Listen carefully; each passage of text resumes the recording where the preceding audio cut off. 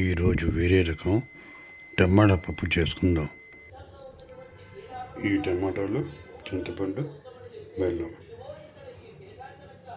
దీన్ని ఈ ఉడికిన కందిపప్పులో వేసి కుక్కర్లో పెట్టుకోవాలి.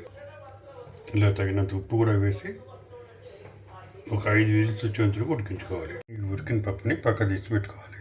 దీన్ని చక్కగా ఎనుకొని పక్కన పెట్టుకోవాలి. కొన్ని నీళ్లు అందులో పక్క తీసి పెట్టుకున్నాను. టమాటా కందిపప్పు నీరు చాలా మంచిది. మూగుడు వేడి చేయాలి.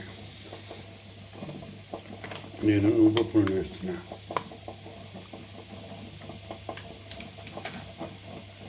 బాగా కాగాలి. ఆవాలు, జీలకర్ర బాగా వేయించాలి. కొద్దిగా పసుపు, ఇంగువ,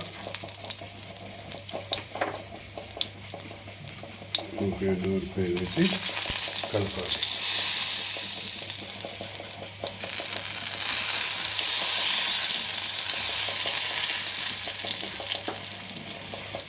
ఇప్పుడు కరివేపాకు వేయాలి. బాగా కలపాలి. ఇందులో ఉడికి శుద్ధంగా పెట్టినటువంటి ఈ టమాటా ఉప్పుని మెల్లిగా వేయాలి.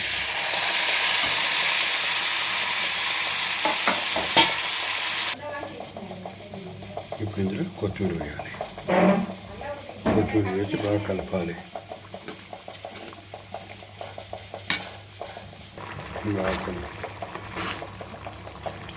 మొత్తం పాత్ర తీసుకోవాలి. నైవేద్యం చేసి వడ్డించుకోవాలి. Thank you for watching.